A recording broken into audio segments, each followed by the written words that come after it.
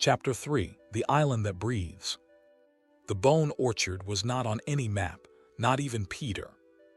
They walked single file, deeper into the humid throat of the jungle, where roots snarled like ropes across the ground and the air clung to their skin like sweat. It didn't feel like a forest. It felt like the inside of something, alive, pulsing, slow to anger. Every tree had eyes, every vine a pulse, and the dirt it breathed. Wendy brushed against a trunk and jerked back. It was warm and beating. "The island is alive," she whispered. Peter nodded. "It always has been, but now it's changing."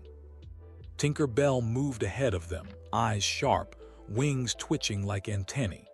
She hadn't spoken to Wendy since the clearing, but her presence never relented, circling, watching, assessing like a predator sizing up its rival. They descended a slope into the heart of a swamp. The air grew thick with fog and rot. Shapes moved beneath the green water, some large, some human. None surfaced. A narrow causeway of moss-covered bones formed a path ahead.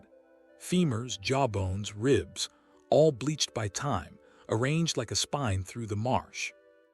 "Welcome," Peter said grimly, "to the Bone Orchard." Wendy stepped onto the bone path, her boots clicking against ancient death. "Why are there this many bodies here?" "Because some children do grow up," Peter said, not looking at her. "And Neverland doesn't like that." Lightning rolled through the sky above, without thunder, just light, a warning. They moved forward. The orchard expanded, bones rising on either side like twisted sculptures, some woven into nests, others fused into trees. Skulls stared with hollow sockets from every angle. Some smiled. "This is where the lost boys who didn't follow the rules ended up," said a lost boy behind her. His name was Kale. He couldn't have been older than 20. His skin bore the silver sheen of old burns and his eyes were ringed with insomnia. Wendy turned to him. "Rules. No falling in love," Kale said softly.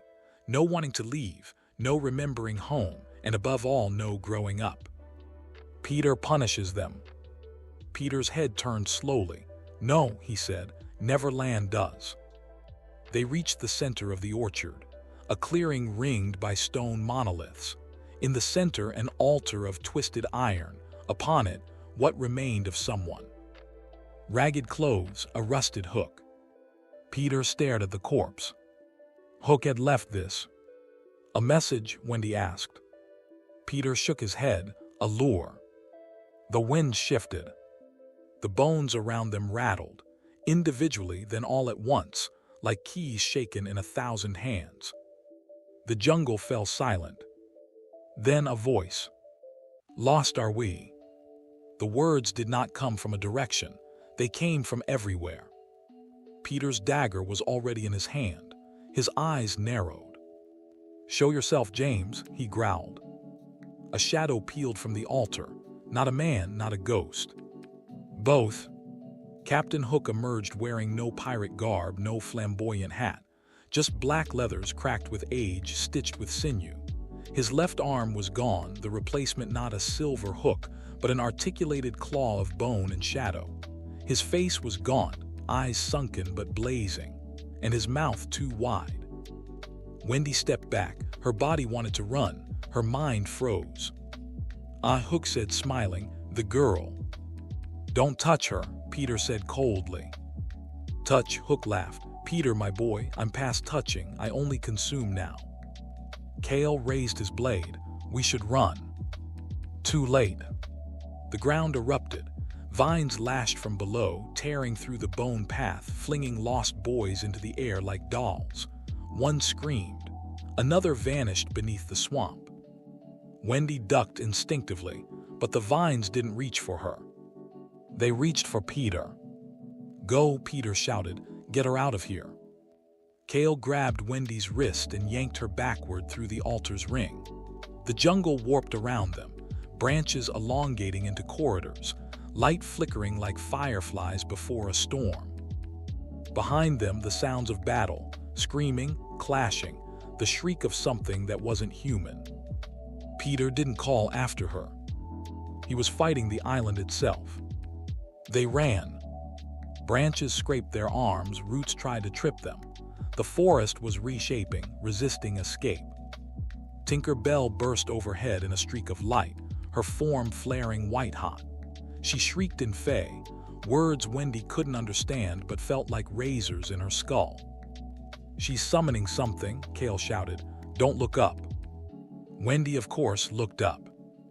A shape passed overhead, massive, winged, stitched together from feathers and rot. It had no eyes. Its mouth was a vertical slit. It screamed like a falling star. "What is that?" Cale spat. A never-beast hook been breeding them. The creature dove, its scream shattering glass-like pods in nearby trees. Green vapor spilled into the jungle. Vines retracted. The swamp recoiled. Tinker Bell landed beside Wendy, panting, her skin cracked with light. "We have seconds." "Peter," Wendy began. "Will meet us," Tink snapped, "or he won't keep moving." Wendy followed, heart slamming against her ribs. They burst into a hollow carved into a tree the size of a castle. Inside, glowing mushrooms lined the walls. The air was warm, quiet, temporarily. Cale slumped to the ground, bleeding from a shallow cut. Tinker Bell floated upward and hovered before Wendy, still burning faintly. "You're not ready for this place," Tink said flatly. Wendy met her gaze.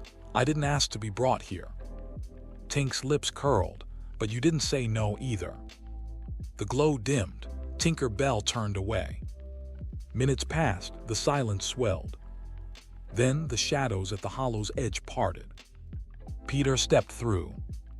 Blood on his shirt, mud on his boots, but alive. He looked at Wendy, not with relief, not with warmth. With guilt. "He let me live," Peter said quietly. "That means he's winning."